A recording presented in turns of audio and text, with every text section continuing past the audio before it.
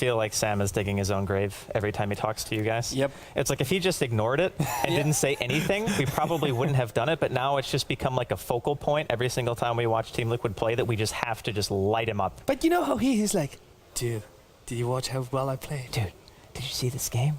Yeah, it was amazing. I did amazing. Man, Elder Titan's so overpowered, and guess what? It's banned. Let's put him against S4. By the way, someone is probably listening to me in production. I really need the cable for this because I'm running out of battery and I will die. Bruno needs battery cable, please. Yes. If you die in game, you die in real life. This will die in middle of the draft. So there, I can see Milton running to get the cable. See how Bulba sucks? You know, Koro was doing that earlier. He was just doing like the fist pump and like running by back and forth. Yeah, I don't know what that was about. It was look awesome. At this. Milton, if we need to cut to a commercial, who's going to do it? Milton. Yeah, but we don't have to cut to a commercial. He does everything around here. He is amazing. He is the one-man show carrier. Oh, no, he says he doesn't do anything. So. Okay. Well, at least he's modest, too. I can believe that. We worked with him for 3 weeks, and I can concur. Right, explain the Garfield and Goosen thing to me, because I have no idea. Well, Goosen is Nazgul, and he's like the equivalent of Alex Garfield, who is the owner of EG. Roger he also that. was a StarCraft 2 StarCraft Brood War player. Yes, he was. He was decent. Yeah, so anyone who didn't get that reference, that's where it comes from. Yeah. Right. But Nature's Prophet here picked up by Alliance, so Bulldog gets one of his signature heroes, and then Timbersaw Visage straight away coming out from Team Liquid. And I quite like the Timbersaw as a rebuttal to Nature's Prophet, because whenever you put him in a 1v1, Stout Shield and Reactive Armor basically negate treants entirely, and you can get solo kills pretty reliably as a Timbersaw on a Nature's Prophet, and just in general, that matchup goes pretty favorably for him. So do you think as well Visage and Timbersaw is good because, and correct me if I'm wrong here, Randy, I may well be, Visage lowers your armor and Timbersaw does pure damage, so you do an insane amount of damage to people if you pair Visage and Timbersaw together in a fight. Well, you're kind of right, but it's not necessarily because of the fact that there's minus armor. Okay. Pure damage doesn't care about anything. It doesn't care about magic resistance, doesn't care about armor. It doesn't do more if they have no armor. Right. If it says it does 300 damage, then it always does 300 damage. There's nothing you can do to modify it at all. But you're right about the fact that they do a huge chunk of damage together, because Timbersaw's burst is so high that Visage gets so many soul assumption charges straight away that you can just follow it up and do a crazy amount of DPS. Roger that. And since he doesn't have to put himself in harm's way, Visage has 1375 range on soul assumption, which is insane. Yeah, that is insane. It's like almost a screen away. Screen. Yeah, it's very, very long. So it's not necessarily about how they synergize, other than the fact that they just hit really freaking hard. Wow. Now, I kind of see right now Alliance, and I see similarities with their past lineup. They have the Nature's Prophet. Did they have the... No, they didn't have the Maiden. They had the Enchantress. Yes. On Akke. Let's hope they don't go for the Juggernaut. I guess Team Liquid will not be banning the Juggernaut hero. I think they'd be happy to play against it, to be honest. That's how I feel, because you already have two heroes that are pretty immobile, and against Timbersaw and Visage, they're going to get eaten alive. That's the one kind of quarrel I have with picking CM into Visage, is that you become a liability very soon into the game, and if you don't get ahead early, then it becomes a lot more difficult playing that role, especially as a CM, even though allegedly now they get a bit more farm because you can just frostbite jungle. But we don't know if Alliance are going defensive tri-lane just yet. We've only seen two heroes, so we can only really speculate that point. But I still kind of favor Liquid's front two. They need something besides just Timbersaw to deal with split push, because he's the only wave pusher right now, and you kind of want two minimum against Nature's Prophet, just so you don't really get rat doted down, which Alliance is very good at. So we'll see. Question for you. We see Alliance banning. I really like the second banning phase, because the first one is more like, I don't like these heroes. Like, I don't like to play against them. The second, there's normally some logic towards that. And I try to like and guess what the logic was. So when I see Alliance banning Lich and Naga Siren, why would you ban these heroes? Would you ban these heroes in particular?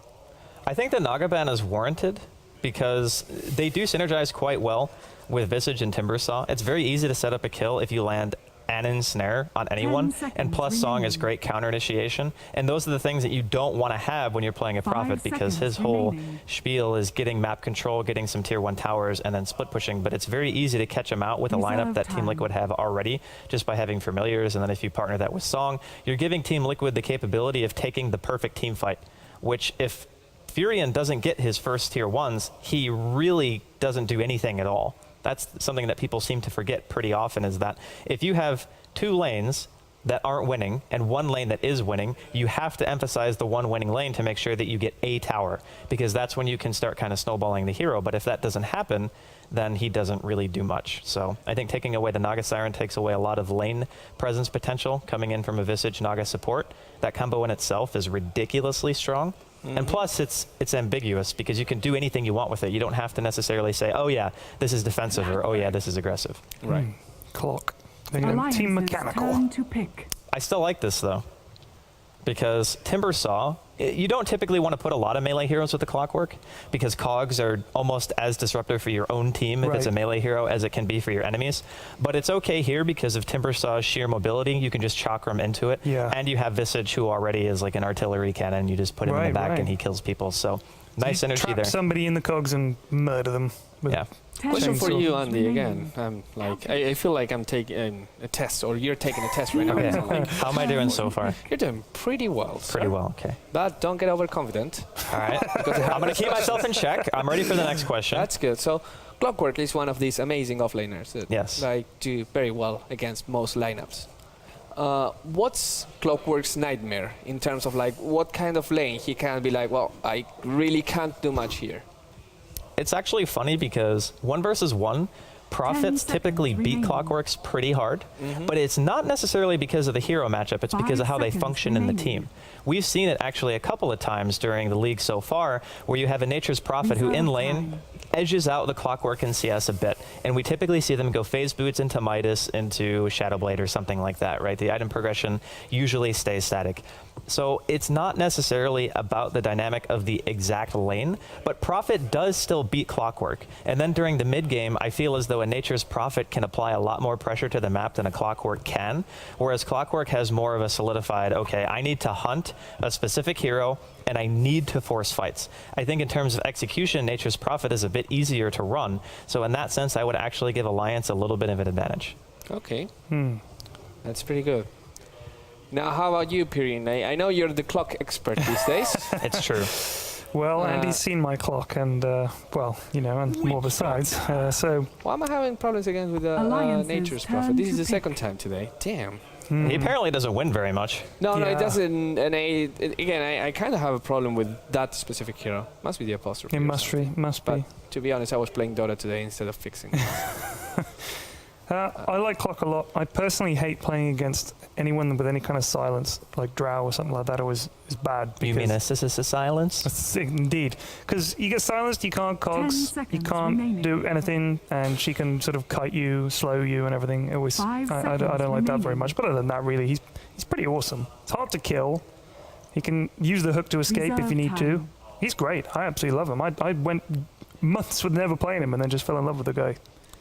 Look at it go. Oh. Now, if Team Liquid wins, you know what we have to be like, right? Yep. Why didn't you look at it go? Why didn't you look at it go? Witch Doctor. We're just going to have that picture pulled up, see if the production can handle that. Just at the end of the game when the throne explodes, just full screen. Why didn't you look at it go? Why didn't you look at it go? Now, that's a hero I haven't played much of. I think I played him twice. You should play him more. I think I should. He does seem fun. He's been viable for quite a long time. Quite a long time. In my opinion. Ever since they buffed Maldict range, that was the biggest problem with the hero, because you have to get so close to Maldict somebody, and you're standing like right in their face. You don't have much armor. Your HP gain is decent, but it's not great. And then you're like, oh, I'm just going to die now. Also, that Maledict and Cogs goes together like crazy good. Well, not even just Maledict, but Death Ward as well. If you have a decent cog in a lane, if you figure you're standing smack dab in the middle of a lane, right, and you cog, it essentially blocks the entire lane. There's no way you can realistically go on anyone. And who the heck's going to blink a Batrider onto a Witch Doctor for initiation? Also, it's like we saw in one of the games earlier in the league where he would stand behind the Darkseer wall and use his ult.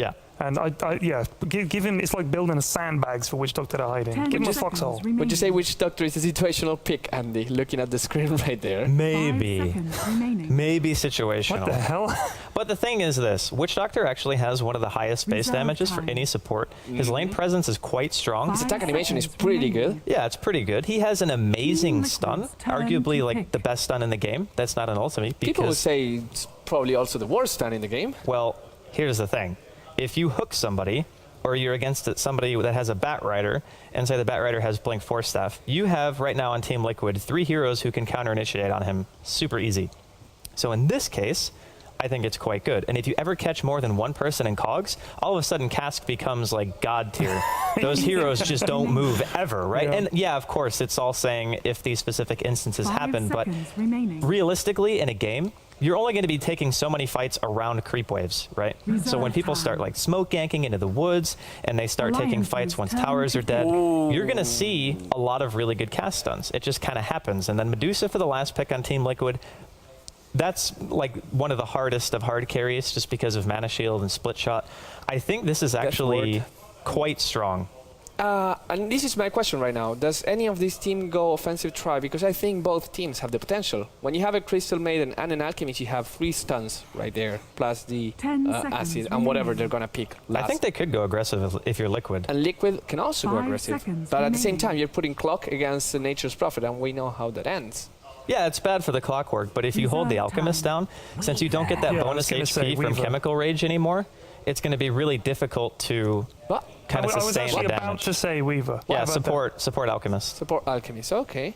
I like that a lot better than a carry alchemist. Or I think Alliance were just testing the waters to see what Liquid would go for, but then maybe they anticipate the aggressive lane coming out and say, it's not worth trying to farm that particular hero against these heroes. Although I'm not entirely sure if Weaver is going to do that much better. I actually think mid-game, Team Liquid have a very good team for dealing with a Weaver. Especially if they can lock him down with all this stuff. Look at all those spells. I think what they end up resorting to is trying to get some tier 1 pushes and then just split push the whole game. Like I don't think they ever want to take a full engagement against Liquid's lineup. I would actually like to see maybe Medusa in the safe lane, Clock in the hard lane, and Visage and Witch Doctor more like in a rotating way, because if you get the batrider playing offensively, you can kill him with those 2 guys. You can probably get kills on the Nature's Prophet very easily as well, and Clockwerk will do more or less fine in that top lane. So I guess we'll have to see, but this looks to me like a really, really nice draft for Liquid. Do you think also the fact that Weaver won't want to fight until quite late in the game means that this even more favors Liquid's lineup, because they can go roaming around, picking people off, trapping people in cogs, getting them with timbersaw ganks and stuff like that while Medusa farms? Do you think that's I think the later the game goes, it actually becomes about a 50-50 split and who can actually take the game. It's 2 different times the game plans, and speaking of game, we are inside now. We are indeed. The game. We have paused, so, but yeah, it's paused again. It's actually been paused twice, but yeah, we're inside the game, and AdmiralBulldog is going to reconnect, so should be good to go. I just feel as though when you get to around 25-30 minutes, we often talk about how Weaver has a hard time fighting early because, well, he needs like 1 or 2 items.